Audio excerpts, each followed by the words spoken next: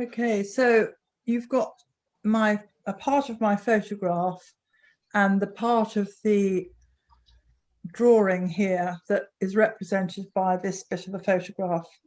So just to repeat again, that bit of material that's looping over from the flat horizontal area to the front edge is this represented by these two lines here.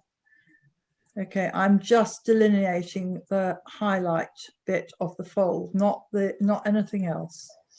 I've obviously drawn in the edge of the front of the platform on which the material is going horizontally, and then down here at the bottom, these two lines represent this other edge, light edge, the light edge of this big long fold that sweeps down onto the table. This is the table, but you know, the edge here, the wooden table on which this is all placed. Now, those of you that feel you've already have got sufficient drawing, like I have on here, and you know, I haven't done huge amounts of drawing, but there's enough there to give me the main edges that I'm going to have to consider. Could now begin to mix up the main color of your fabric. I don't know if it's helpful to show you my strip here again, but the main color of my strip of fabric is this one here. And this took several, well, I mixed up what I thought was a strong blue, and I'll show you the color. I tested it out on this piece of paper. But when it dries, remember it dries at least 20 or 30% lighter than the color that I intended. So that's the color I intended that I'm pointing to with my pencil. This is what it came up when I tested it out on this piece of paper. That's what it looked like. So I ended up putting more, well, I would say 2 or 3 layers of the same color over itself in order to achieve that depth of color. And in the dark areas, I would say it's, you know, maybe even 4 or 5 layers of color. So I think it's quite important, first of all, when you're mixing, is to make sure that you actually mix up a good proportion of color. And I'll start mixing some color so I can show you roughly what I'm talking about. And for those of you that have finished drawing, you could also start mixing color. Can I say something? Yes, do. Well, I've got a white tea towel. That's perfect. But a lot of it will have a shades of grey, and it's got a little line of green on it. What shall I do? Mix up grey. Well, you could mix up 2 greys, Yvonne. You could mix up a very neutral. Well, I have 2 tubes of Payne's grey here. One is a sort of bluey Payne's grey, and one is a warms Payne's grey. Now, if you've only got one Payne's grey, we first of all need to establish whether it's warm or cool. Right. It doesn't say at all. No, I know it doesn't. So first of all, just put some water into your palette like this. Okay. Yeah. Yes. And then I'm going to pick up the warm one. So I'm going to put a little of this Payne's grey just on the side here. And then I'm going to take some on my brush and mix it with water. Now, can you see roughly, well, maybe you can't see, but so I better paint some. But this is what it's like when it's straight from the tube. And I think, first of all, you need to find out what your grey is straight from the tube. So I'm just going to paint a little bit on here. Okay. Yes, mine looks pretty much like that. Okay, now I'm going to show you the other one. Because I think when you're doing white material, you're going to need a range of greys. Mm-hmm. So the other one is like this.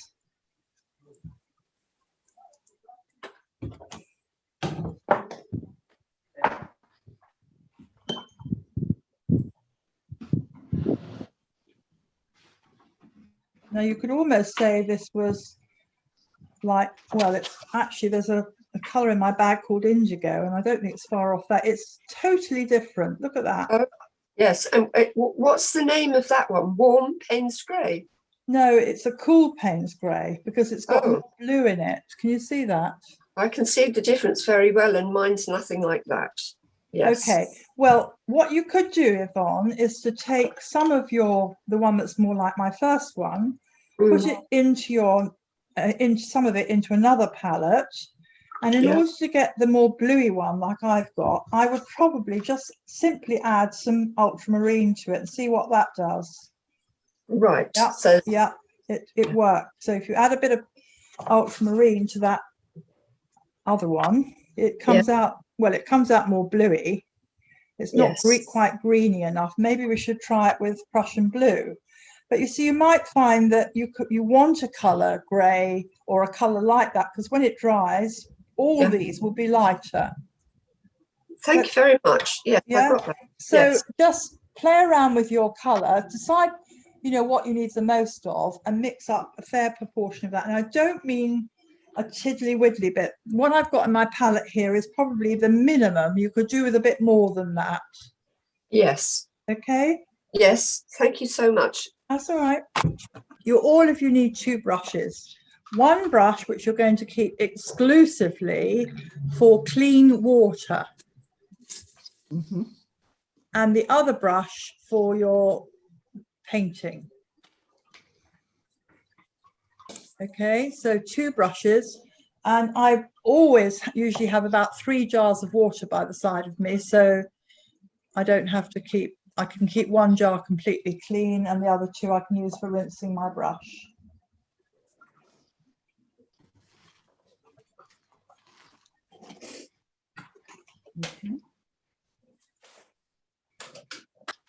Okay. So why do we have 2 brushes? This one is for water. Okay. Clean water. Yeah. This one is for the painting of the colour. Okay. The colour, the main colour of my fabric. Okay. However, there are different values of that colour across my painting. So here is my painting, my demonstration piece, this one here. And there are different values of this colour across this painting. Yes? Yes. So different strengths, if you like, of the washes. Is that all right? Yeah. So the lightest part is going to be here. So I'm just putting water on there, just clean water. Okay, and the darkest edge is where those lines are. Now, what I'm going to do is apply this is onto dry paper where this colour's going.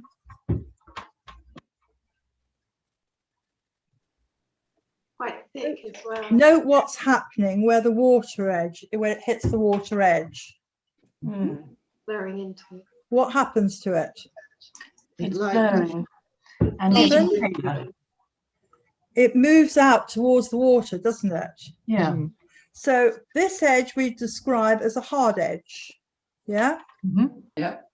And this edge we describe as a very soft and fuzzy edge. Yeah. Now, what you can do is with an almost dry but damp brush, you can very lightly soften that edge. Can you see that? Yes. Yeah. And you can do the same exactly on the other side. And you do need to put, you know, a fair amount of colour on the paper. It's no good if you run out halfway through. On mine, the light is actually on the edge. Well, it doesn't matter where it is. This is just for the purposes of this technique, okay? So again, I'm just going to use my clean brush and just soften and lift off anything I don't want there. Can you see how that colour is moving into the light edge? Yeah. Yeah? Okay, so we're going to be using that sort of a technique when we come to paint. Right? Right. So you will be establishing, you know, hard edges and soft edges. We're going to start off with the lights across the painting, or the the light to mid-tone across the painting first, leaving all the little highlights exactly where they should be. Now, you know, so for instance, just to repeat that, if this is going to be, say, a very light edge here, and this is going to be more of a half tone, I would just get my clean water and I put it on that white edge where I want it, and a little bit into this other edge. And then I'd get my colour, which is obviously not going to be so strong as the one I've just painted, because this is more of a lighter tone. And I'm just going to apply it down here and see what happens. So again, what should be happening, what is happening, is where it meets that lighter that water, it's going to move into the water area. Yeah. Yeah. And what you don't want is little cauliflowers appearing. Do you know what I mean by cauliflowers? What you've got appearing. You what? That you've just made them disappear, but they were definitely. Yes, they were there, so I made them disappear. Okay. So, Sue, do you want to go and say bye-bye to your Yes, I will. I will. whoever, and the rest of you can get on with your painting. Where am I now? Okay. So, do you want us to do this exercise? I think it would be useful, don't you, Carol? Yeah, I do. Yes. Yes. Well, you said go back to your painting, and I just wondered which to do. No. This is. I just want you to do this to get the feel of the way the colour, the wash is pulled across by the water. Yeah. Okay. Yeah. Okay. Yes.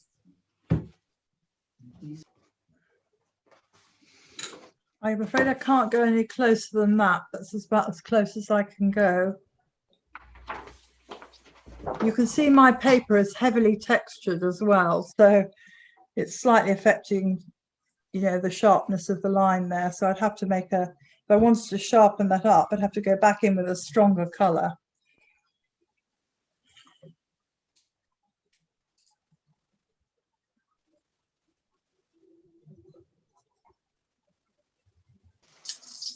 Okay, so first of all, I'm going to put the water. I want this outer edge to be light, so I'm going to put water there. Okay. Just, you know, on that outer edge there. The rest of it is going to be half tone into dark, and then there might be a little bit of light in here as well. Okay, now I'm going to take my light wash and I'm going to paint here.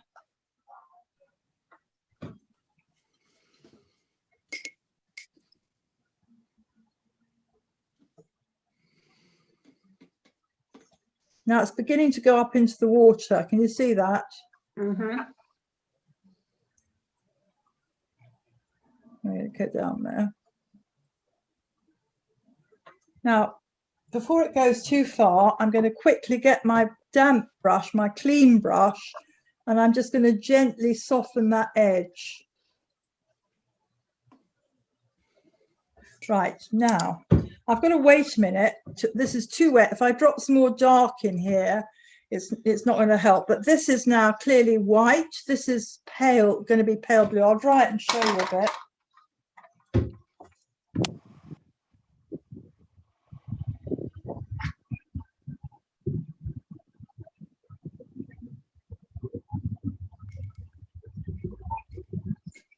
Right, now before it goes completely dry, I'm going to drop some dark into this bit here. Now, can you see it? It's still damp, so it's kind of fuzzing out towards that lighter bit. Where it isn't doing that, I'm just going to go back in and drop some more water here. So it just joins up to it. Okay.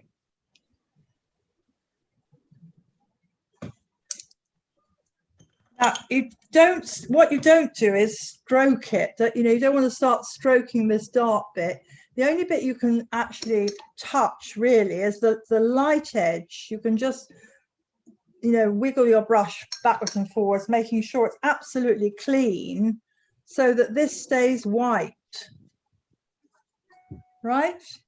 I'm going to show you the quantity of paint I've mixed up. Okay, this is a strong mixture of the main color I'm using, which is well, in my case it's phthalo turquoise, but I've actually added in some ultramarine and a tinsy wincy bit of vermilion, because otherwise it's very bright and jarring and I don't want that. And I've put a fair bit of water, but now I can actually move across to what I'm going to call my light wash. And I'm putting plenty of water in that as well. And then I will make a start.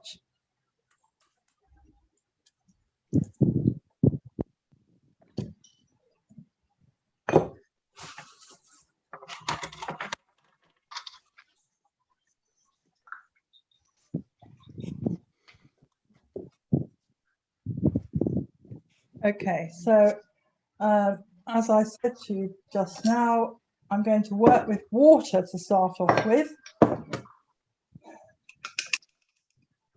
And I'm going to start with this very light edge at the top. I don't know if you can see it now, this one here. And I'm putting water over where the light is going to be. And then I will begin to apply the color to the rest of this area. So, and if it bleeds into the white, or the water takes it up, that's fine. It's not in focus.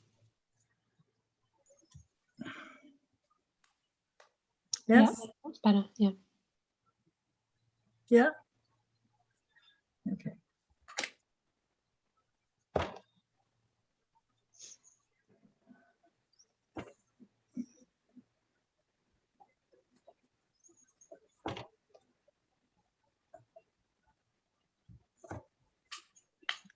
Now using my watery brush to just soften this color across.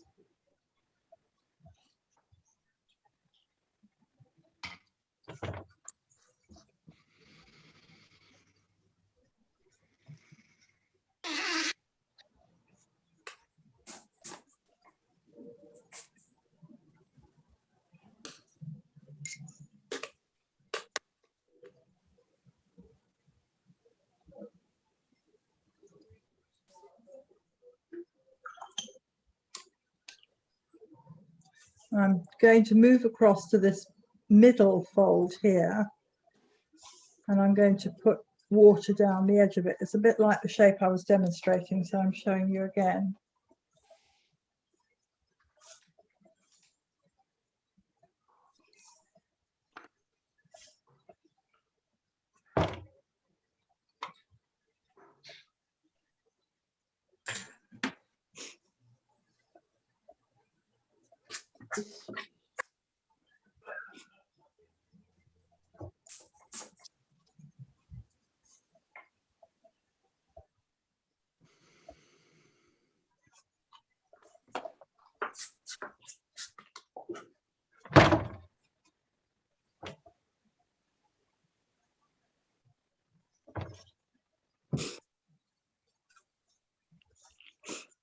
And all of this edge here, I'm going to do this now.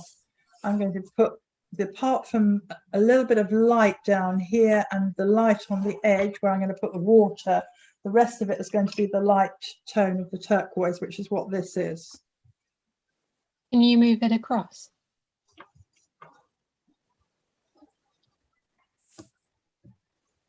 Is that all right?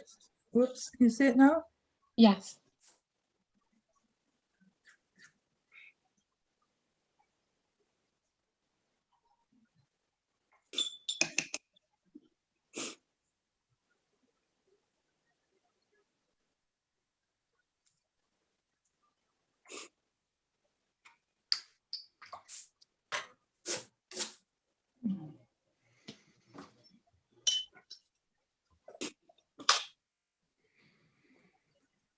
So.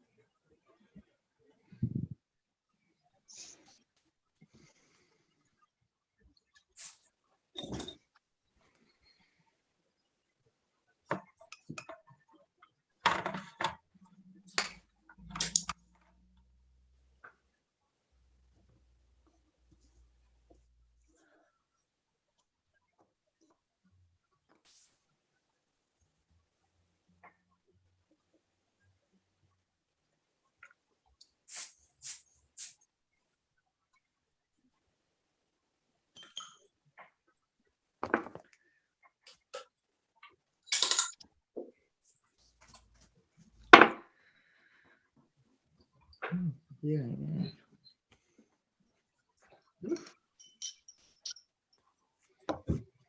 Right, now.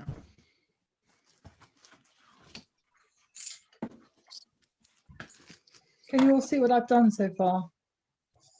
Yes.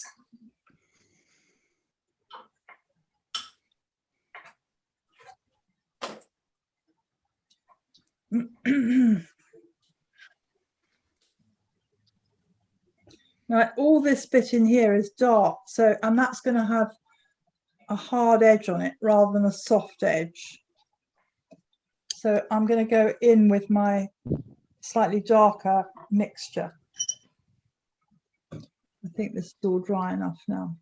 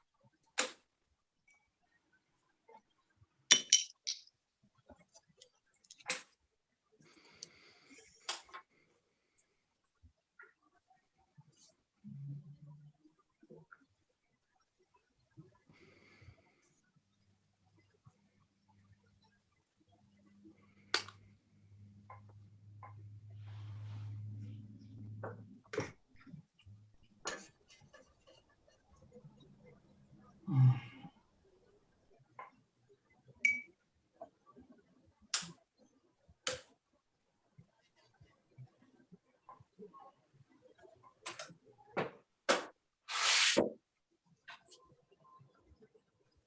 you need to move it up.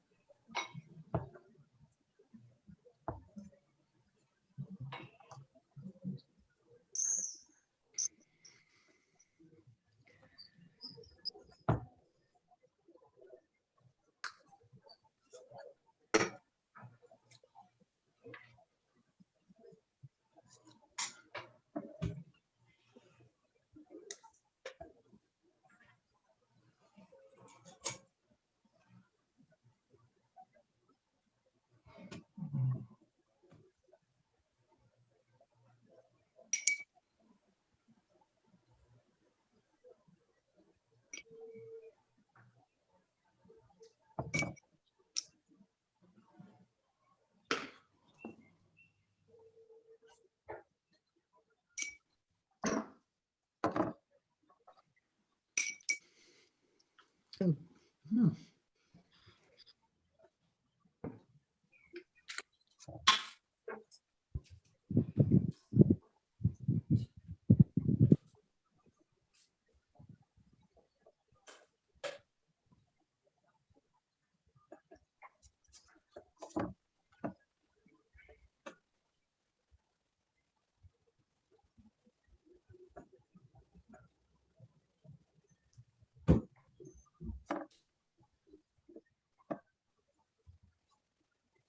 Can you zoom out a little bit?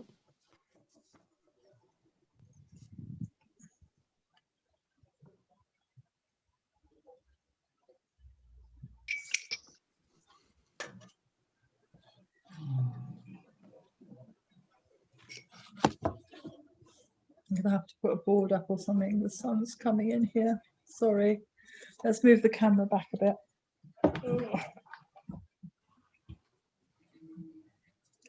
That's better, isn't it? Yeah.